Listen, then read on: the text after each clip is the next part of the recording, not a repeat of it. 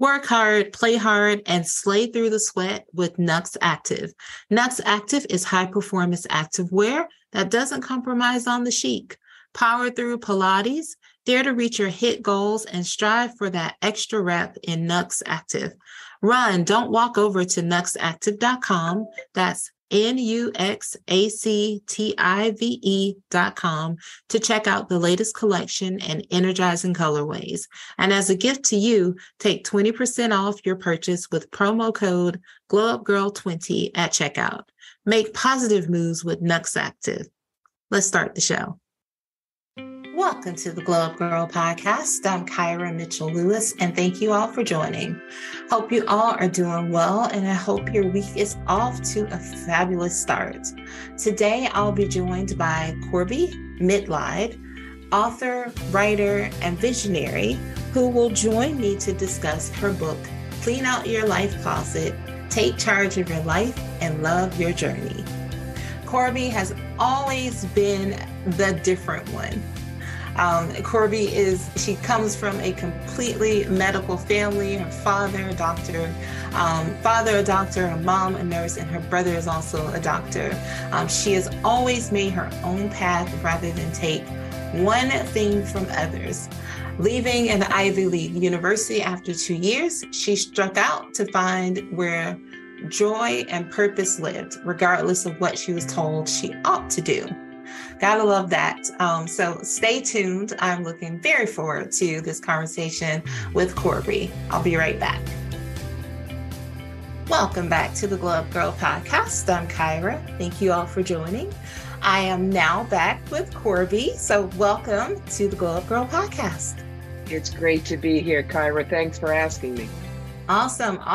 Well, we are going to chat. We have so much to talk about, and I'm ready to dive into it. But first, why don't you tell everyone listening or watching a little bit about yourself and what you do?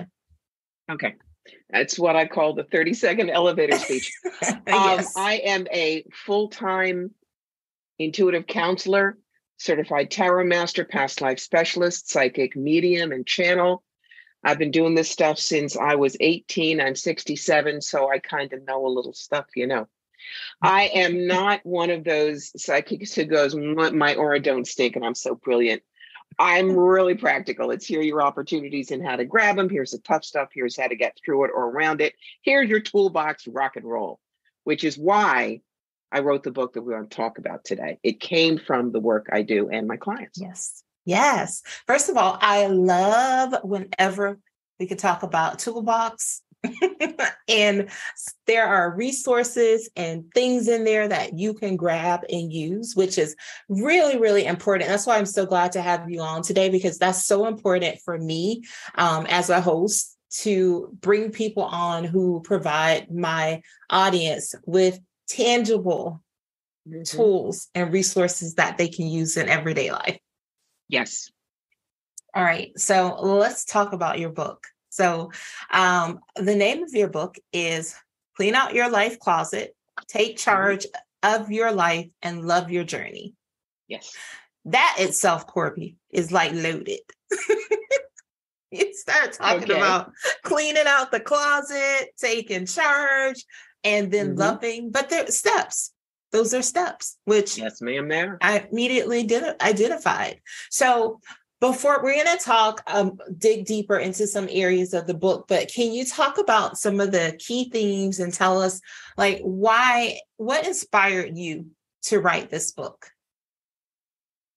I will pay $50 cold cash to anybody in the audience who can say, swear, never bought a self-help book, because baby, we all have.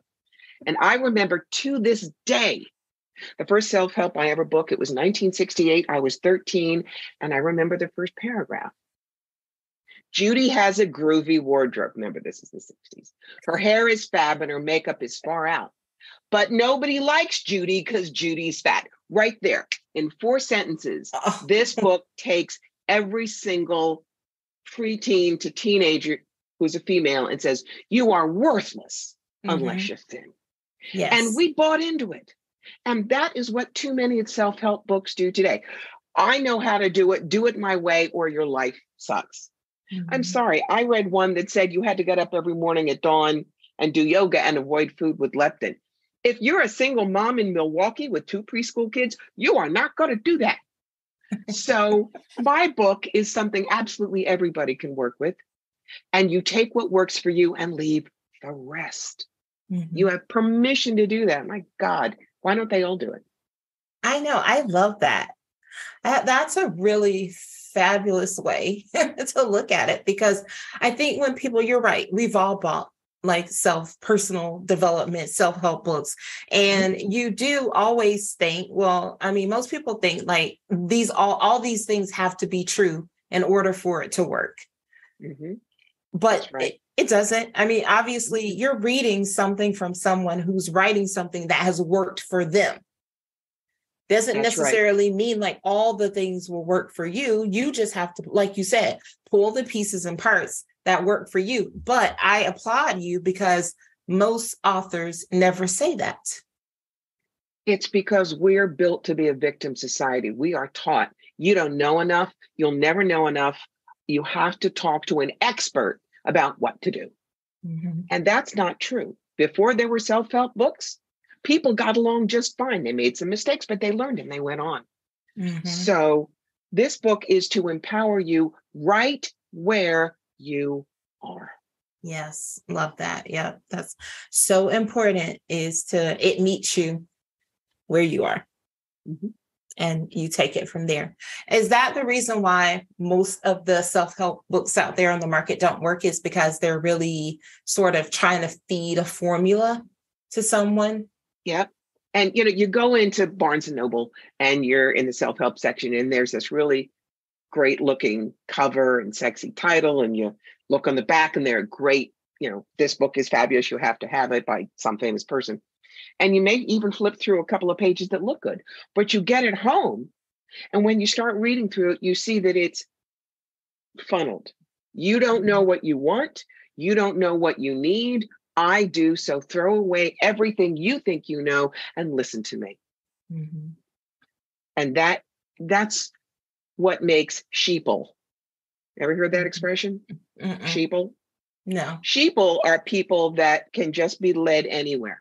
Oh, okay. It's like, look, I've done the cancer dance 3 times, and I was not a sheeple, a patient to my doctor. We were co-conspirators, which is why I got out and I'm 18 years clean. Mm-hmm. Sheeple don't think, they just follow. Mm-hmm. Mm-hmm. Yeah.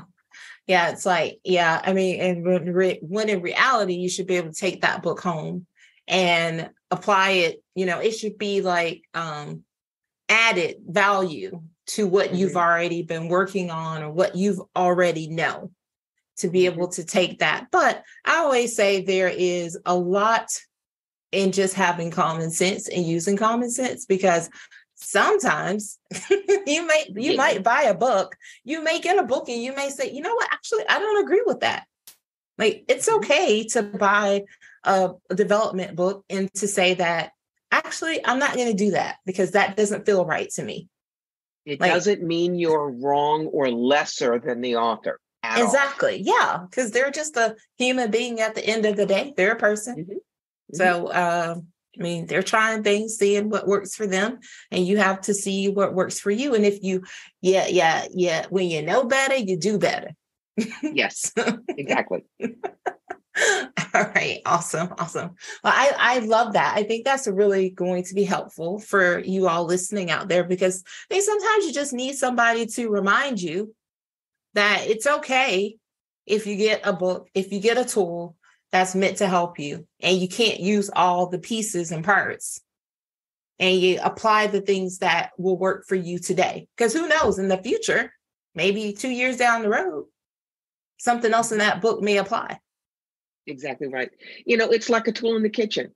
If a spatula doesn't work, does that mean that the recipe is wrong? No, it's the tool. Use something else. Exactly. So you talk about clarity. Mm-hmm. One of the things that I am always, I feel like I was just in my prayers 2 days ago, asking for clarity, just, simplify this thing for me. Why is understanding clarity, having it so important in our lives? Well, I'm embarrassed to admit that we humans now have a shorter attention span than goldfish. They have done scientific studies. Goldfish are 12 seconds, we're 8. When you have too much in your life, you're all over the place and you can't get clear. You're like a little kid with a foot nailed to the floor who doesn't understand why the scenery isn't changing no matter how fast he runs. When you get clear on what you want, you're not running away from other things, you're running to that goal. You get things out of your life that don't serve you, don't help you, and cloud your judgment and your self-opinion. And you have the energy to pour into what you want.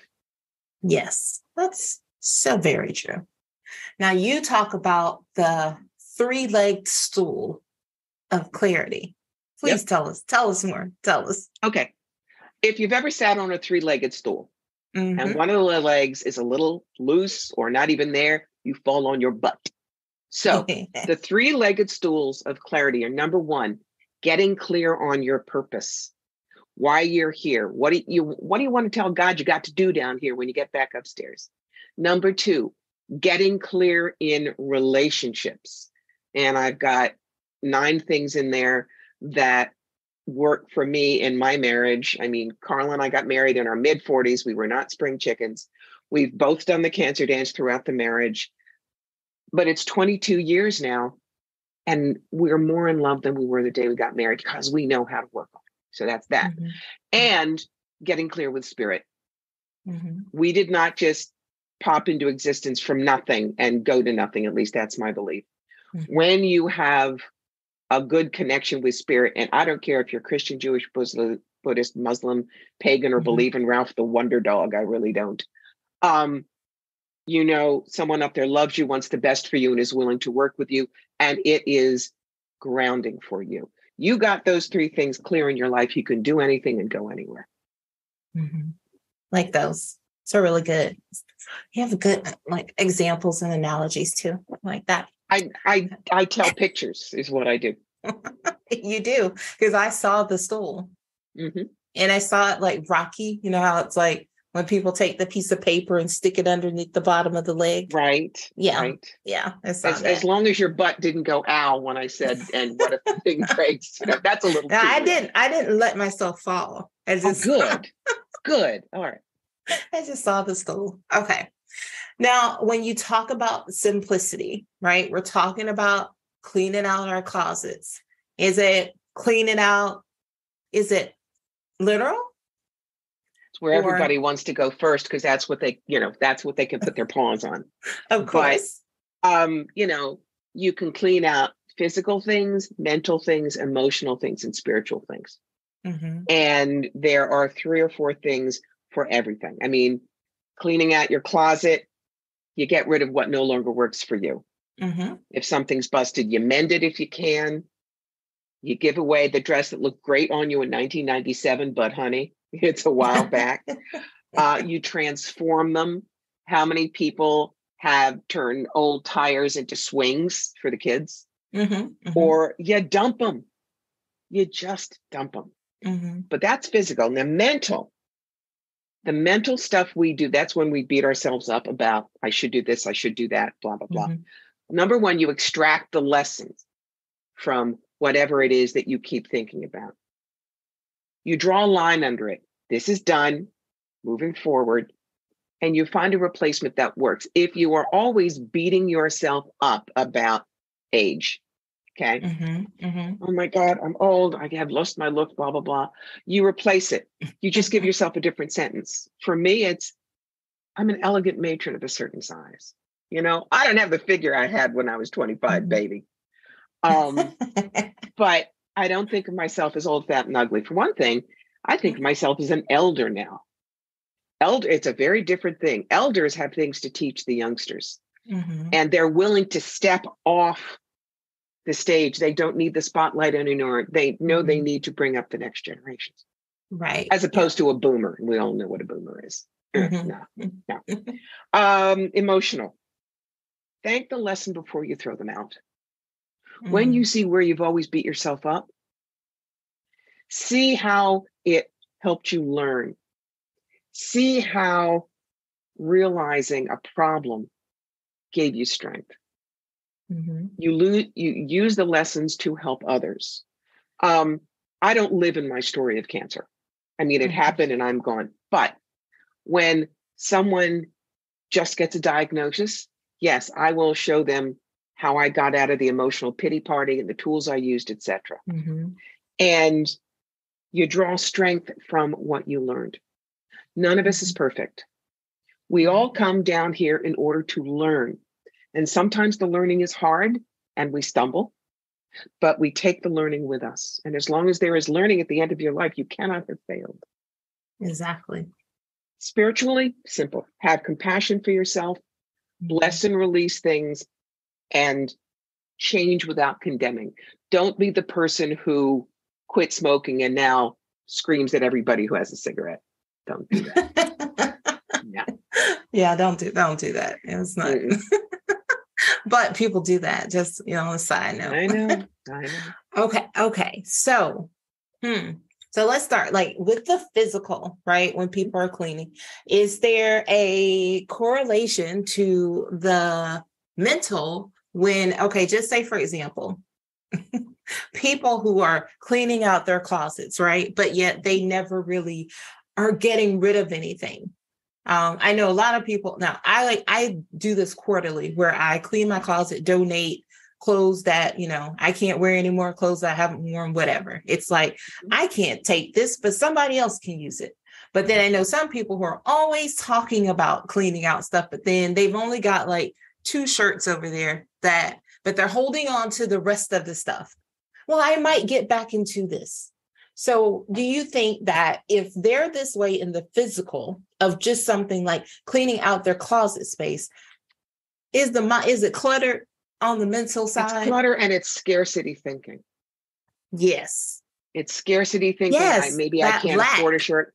Yeah. Or that dress reminded me of when I was thin and beautiful. If I get rid of it, I have to face what I am now. Yes. Look, I'll be honest. Because I don't have kids, but I have my mother's china and crystal, things like that. I'm wondering, if Carl and I are killed in a bus accident, what happens to it? Nobody wants it anymore. We are not our parents' generation. People live more lightly. And so that is one more reason. Give away things, get simple. It will be easier when you realize this is really all you needed. You are not your things. Yes. You are not your things. Yeah. That is such an excellent point. Yeah. Because I know, I will hear people and they're like, oh, you give away things every quarter. I'm like, oh, what am I going to do with them? I mean, it's like, there's no point of me keeping something that I can't fit into. I'm not telling myself oh, I'm going to get back into it, because guess what? I can't wear it today, but there are people out there who are in need, who can pick it up and wear it today because they don't have anything. Now, there are some things that you can keep for sentimental value. I mean, yeah, I got married to Carl in a beautiful gypsy wedding skirt. I am never going to fit in that thing again. But I keep it because it's close to my heart. That's different. Yeah, but for sure. Things that I wore 10 years ago, that's not my style anymore. Go find a nice life with somebody else. Exactly. Now, can you ever over clean? Can you get rid of too much? Can you can happiness be cleaned? Things you can get rid of too much. If you feel like I have to give things away. This is not a have to, guys. What we're discussing here, if it works for you, great. If it doesn't, no harm, no foul. As far as happiness goes, simplifying happiness, that you simplify your happiness by getting rid of expectations. You go with the flow. If something doesn't work, way A, you try way B. Doesn't mean you failed. It just meant you found another way to do it. You find the gratitude moments. We live in the middle of a 12-acre hayfield in the northern Catskills. And I'm a girl who grew up in the suburbs around Philadelphia. This is a different planet. But I have learned to find the peace here. No, we're not nearly as well to do as, I mean, my father was a nice Jewish doctor in Cherry Hill, New Jersey. You know what that was like. That's not my life now. But I don't feel that I failed because I didn't have that. Mm-hmm. We live a simpler life. We have a less financially plush life than my parents did. But it means that we take joy in the simpler things. Mm-hmm. I don't need to go out to a $200 dinner. Mm-hmm. I can sit in front of a bowl of coffee fudge ice cream with 2 spoons with Carl. Mm-hmm. And there's as much joy as there would have been in the lobster thermidor because I'm with him and it's shared. Mm-hmm. So that's why you can simplify your happiness and it doesn't make your happiness less. Yes, I like that. I like that so much because I feel like over, obviously, 2020 changed a lot of things, a lot Did it for ever. everyone. And I think that this thought of 2 things for me, joy and simplicity came into play because, then I was just like, wow, I just want to find joy. I don't want to just be happy. I want joy because I always tell people, talk a lot about it on the show for anybody who's listening or watching, I do. But, yeah. I'm always like, happiness is just these like fleeting moments. You're going to have ups and downs. You're going to feel, but when there's joy, like what you just spoke about is being able to just sit with your husband and have bowl ice cream, like that is finding joy in your life. And I tell people, even to this day, I know that the world has, tried to go back to the way it was. We've tried to go back to 2020 or 2019, but we can't. And like, for me, like, I'm just like, I'm like, no, because I'm different and our lives are different. And so the things that we found, the things we used to do, like, yeah, we used to be those people, like we had a date night out every weekend, or we did certain things, or we were going here, we were going there. And now we've just been able to find like peace and dates in our house. Like we date at home.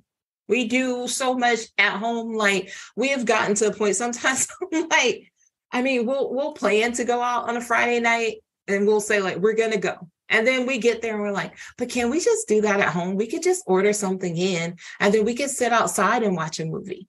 And it is just as better, better being, because we're doing it together and we have a fur baby. So we get to include him. We don't have to leave him at home. And so it's just different when you start to look at life, it's the simple moments. And it helps if you run toward change, not away from it. The example I'll give you is I used to be on the road 45 weekends a year doing expos. My nickname was the Travel Channel. And then all of a sudden in 2019 in the summer, herniated disc and pinched nerves. And baby, that makes having triplets look like a tea party. So they got me back to mostly together, but the doctor said, sorry, your career is toast. You're not going to be able to drive 10 hours. You're not going to be able to do the load in and the load out. So I rapidly found a way to put my business online, finished it up in about January of 2020. What happened that month? The advent of the years of Murder Hornet Bingo and Hold My Beer.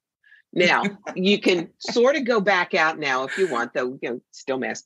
But my business is online. I get to be home with my husband and the cats and the overhead.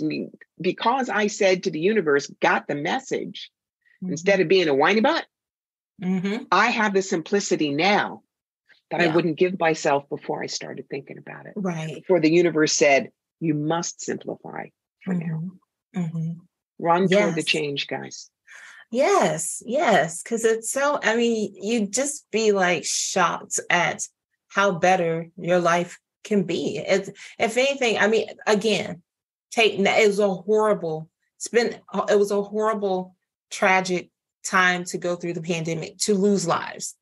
Yeah. But on the other side of that, what it gave for me personally, what it gave me back in my life, I was just like, wow, like, I can't even believe that. Like you said, you were on the road all the time. I was like, I can't believe I was working like this. And I was like always at somebody's job in the office, just giving my life away and just like basically slowly killing myself because I was just working so much all the time. And now it's so different.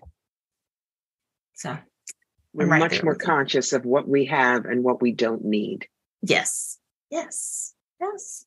Okay. So let's go to another area of your book. Let's talk about our favorite friend, perfection. Oof. Tell us why. Why is perfection such a problem? Perfection is one of the reasons that for every 100 people who are writers, only 12 of them get a book out. There's a wonderful scene in the Broadway show 1776, and you see Thomas Jefferson writing the Declaration of Independence. And he writes a page and he looks at it and he crumples it up and throws it over his shoulder. He writes 2 sentences, looks at it, crumples it up, throws it over his shoulder. Looks at a blank piece of paper, crumples it up, throws it over his shoulder. Because it wasn't perfect, he wasn't getting anything done. Mm-hmm. When we just accept this is going to come out, we'll make perfection fluid within it. Mm-hmm. That's when things work. Mm-hmm. And the example I give in the book about when perfection destroys good was the example of my parents and my grandmother and my stepmother. Mom and dad met, wanted to get married.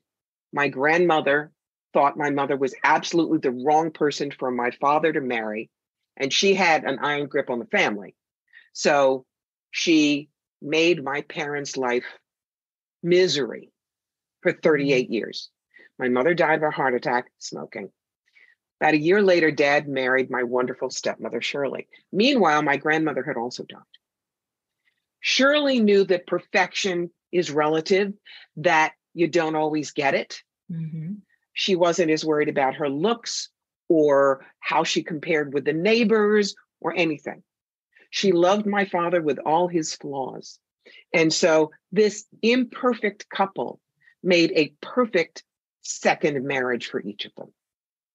Because they didn't try to fit somebody else's idea of perfect. And that's why, again, don't always listen to other people. My father wanted me to, I loved my father, but he wanted me to be a lawyer. So not happening. You know, everyone in my family was medical. I was theater. I was a writer. I could have tap danced on the table at night and recited Shakespeare. They wouldn't have seen me. So it was a hard road for me to go into the life that for me is perfect. Mm-hmm. But I did it. If I had tried to be the perfect daughter, trust me, I would be a miserable woman right now. Yeah. It is. Yeah, it is really important for people to, I mean, I hear that a lot of times. And like, I think about when I'm interviewing people, you know, for work, for jobs, talking to people, and someone says like, well, you know, one of my opportunity areas is that I'm sort of a perfectionist. And I'm like, okay. You know, I always err on the side of like, I throw stuff at the wall and we're going to see if it sticks. If it doesn't, we're going to pivot, you know, like that's why I always say you can test and learn. You can do things, they don't work, but I'm not going to have analysis paralysis because I'm just sitting and just looking at something and trying to make it perfect, because it's never going to be. Like, we live in a world that's always changing. So everything's always evolving. And you could go back to your childhood and see that. Kids who always had to color inside the lines of the coloring book and make it perfect, that the sun had to be yellow, etc. They got this perfection problem. Me, remember I said Dad was a doctor. He used to have the examining table with the roll of paper that you'd always tear off to give a clean one for a new patient. He would tear me off 6 feet of blank paper, tape it to my wall, and baby, I would go to town. I didn't want a coloring book. Too tiny. So I have never been someone for whom perfection was a goal. It's usually something you want to kick out of the way. What can I do over here? So please don't try to be perfect, guys. Be perfectly imperfect. That is all you need to do. Yes. Yep. Remember, I always say you're an original. So just be you. Be you. That's right. All right. So you talk about going with the flow, but you also say that there are times where you should stand your ground. That's right. That's right. Seems like you've been doing that yourself all your entire life. Obviously, you stood up for what you wanted, and you didn't become a lawyer. Yes, that's that idea. When can When people? for Oh, all right. Sorry. yeah. No. I know you're going to ask. So when should people do this? Um, let's say that you're on a diet, not to lose weight, but you're low sodium because you want to keep your blood pressure down, or you've decided to be a vegetarian. If someone says, "Come on, we're going to Texas Roadhouse, you can do it," it's not. No, you stand your ground. If it's important to you to maintain your diet in a certain way, you do that. Mhm. If you want to spend time at home with a family, don't let someone try to guilt you into going out with them or doing an event for them. Mhm. Don't let people manipulate you. Mhm. Well, I asked Roger and Roger's going to do it. Why won't you? Well, I'm not Roger, darling. Exactly. So when you have something that is deeply important to you, Mhm. stand your ground. Mhm. Yeah. You and Roger have a blast. Mhm. Tell me about Yeah. it next week. Exactly. I know, it's very interesting that while that seems it's easy even for me at this age, it's easy for me to stand my ground and just say like no to people about certain things. But I know like when I was younger, wasn't always that easy, right? So we don't say this as to like, it'll be easy for you every time because you will feel that pressure, to go along, to get along. But I do firmly believe like if you stand for nothing, you'll fall for anything. So I am always adamantly like if you, Corby said, if it matters to you and it's important to you, then you should stand your ground on that. And don't be afraid to call people on what they're doing. Example I Mm-hmm. have in the book is a woman who is always pressuring her friend to go with her because she has to go visit her mother in the nursing home and she doesn't like it. And the friend keeps saying no, and the other person keeps trying. Well, the friend who's getting pushed finally said, "Look, Jeannie, you're not respecting my no. If Mm-hmm. you keep pushing, I guarantee I will not ever go with you. Respect my no today, and things might change in the future." Mm-hmm. Make them face what they are doing. Mm-hmm. It's okay to do Mm-hmm. that too. Yeah, very good. I like that. Well, all right, let's talk about another another friend of ours that exists, which is stress. Mhm. So first, let's talk about the different kinds of stress. Okay. There's good stress and bad stress. Good stress is things like the zing I always get when I'm about to go on stage Mm-hmm. and do a lecture, or actually, I've done stand up comedy. It's the excitement you get when you're Mm-hmm. about to go into an interview that you really want this job and you know that you're prepped for it. Those are all good stress. Bad stress there are things like saying yes when you should have said no, constantly trying to multitask and losing focus, Mm-hmm. um, not getting enough sleep because you're trying to get everything done. So the next day you snap at people, and frankly, it's not doing your health any good. Mm-hmm. Constantly second guessing and reanalyzing. Mm-hmm. Mm-hmm. I have clients when they come in and I say, "How old are you?" And they say 34. I say, "No, you're 68." And they go, "What?" I say, "Every single decision you're second guessing, you should have done this. You're living two lives." So those are all stresses you can let go of. I All right. swear to God, you can. Yeah. Yeah, for sure. And that good stress that you feel, I mean, like I love that, like you said, when you're getting ready to present to an audience or you're doing Mhm. stand-up comedy, like the things that like give you that adrenaline rush, right? Mhm. Yes. Is that the stress that you would call our friend? Yes. It's called eustress. EUSTRESS. That is the scientific name for that. Nice. See, people, you get it all here. You get science. You get science, you get jokes, helpful information, all these things. Okay. So in your book, there are questions at the end of each chapter Mhm. for the reader. So tell Yep. us a little bit about that and why you decided to do that. I did that because too many people think that they have to um, do everything in the book right. They have to almost memorize the book in order to get it right. And no, that's not the case. So remember, we talked about perfection. There's a chapter on why perfect isn't what you think it is. The questions at the end of the chapter, you can't find on page 82. Here they are. Has perfect been a friend or foe in your life? Why? When did the search for perfection stop you from doing something important? How so? Think of a challenging situation and find 3 perfect things about it. How do your feelings about the situation change? Notice you can't tell yourself you got the wrong answer because you're going into your own life. And it helps you look at your life from a compassionate, objective point of view to learn from it.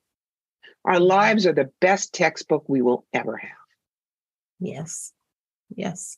I like that. Yeah. I mean, I love that because it gives you like you said, it's a tangible way for you to take the information that you just read and apply it.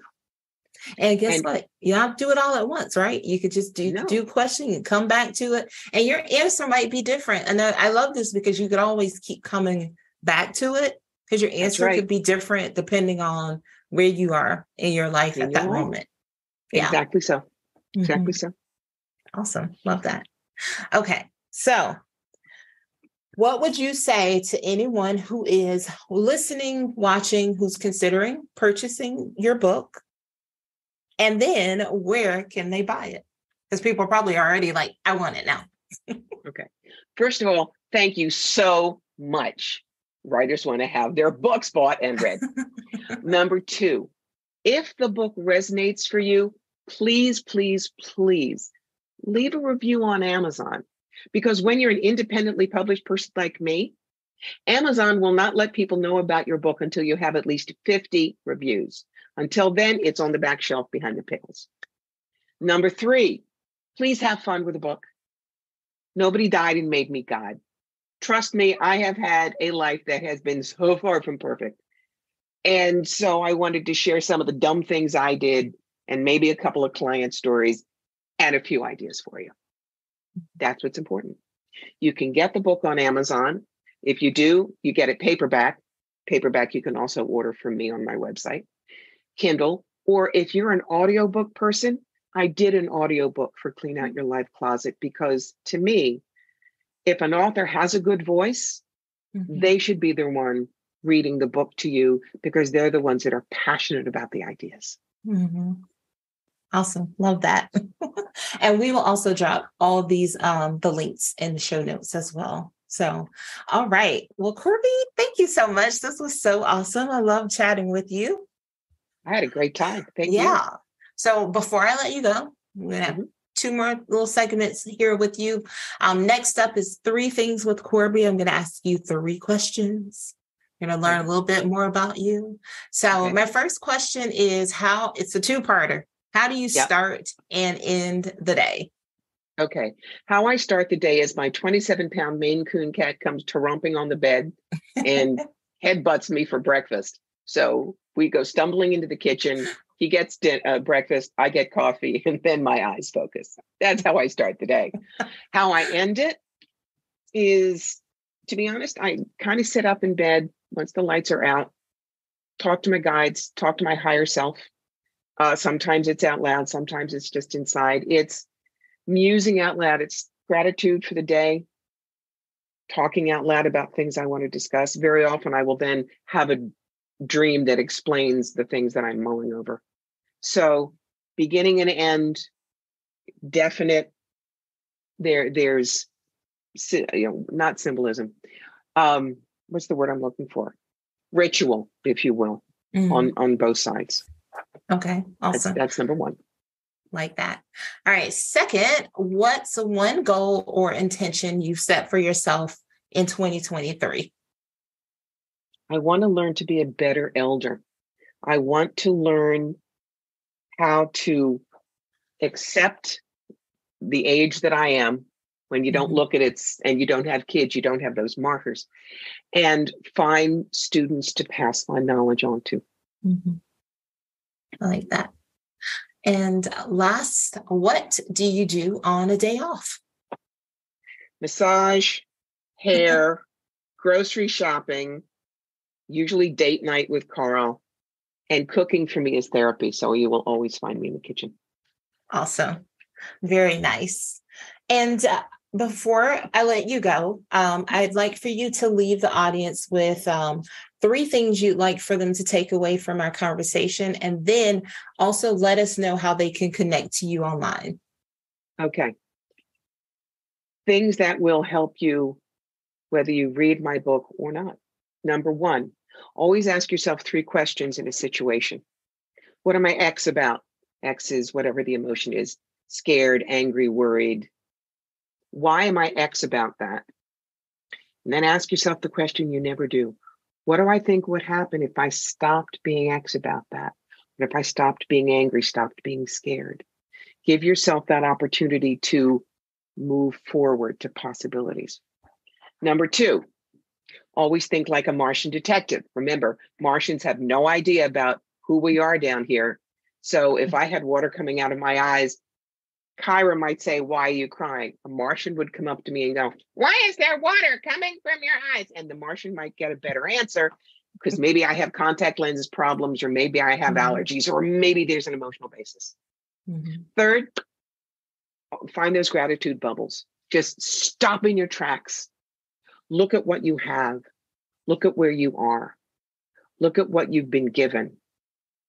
And say thank you to the universe. Because like all of our relations, you say thank you, you'll probably still get presents. You forget your thank you note, they'll shrug. There you go. Awesome. I love those. Thank you. And lastly, how can the audience connect to you? Oh, Kyra, they can't avoid me. They go to my website, CorbyMitleid.com. They can find me on Instagram, YouTube, Facebook, Medium, Patreon, LinkedIn. It's all under Corby Mitleid. Awesome. You are right. You've got a lot of avenues to find Corby. Well, awesome. Thank you so much, Corby, for joining me today. And you always can come back in the future and share more with this audience. I'd love to. Thank you.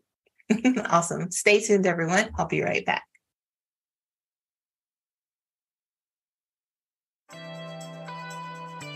Work hard, play hard, and slay through the sweat with Nux Active.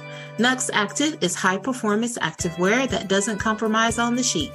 Located in Los Angeles, their diverse, women-operated team oversees every meticulous detail of the design process from the first stitch to the last shipment. They channel positive planet vibes through a commitment to using the best organic fabrics and recycled materials as much as possible.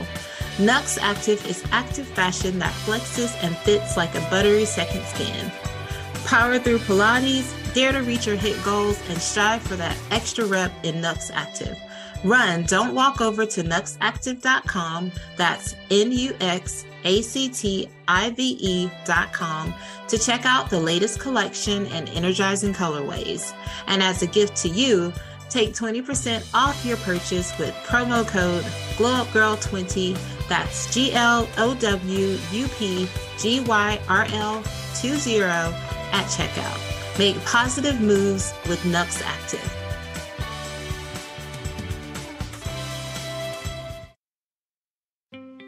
Welcome back to the Glow Up Girl podcast. I'm Kyra. Thanks again to Corby for joining the show today. If you'd like to learn more about her, her book, and her work, you can check out our show notes for all of those links we discussed today. If you'd like to learn more about Glow Up Girl, you can visit us at glowupgirl.com. You can check out past podcast episodes. You can submit to be a guest on the show, grab our social links, and so much more. I also hope you are checking out the Career Series, which is where I share my personal journey relating to my career. These episodes are great for anyone who is looking to understand and learn more about how to elevate your own strengths, how to elevate in your career, how to pivot if you need to, or just you just want to hear someone else talk about, some of the similar experiences you may have working in a corporate environment. You can also listen to those episodes at glowupgirl.com or wherever you get your podcast from. Thanks again to everyone for joining me today, for taking time out of your schedule. I really, really appreciate your support. If you have any ideas or topics you'd like for me to cover this year, feel free to send me an email at hello@glowupgirl.com. Just drop me a note or leave a review. Let me know what you think of the show. And I, again, like I said, really appreciate all the support. So until next time, my friends, stay focused, fab, and glow up. Take care, everyone.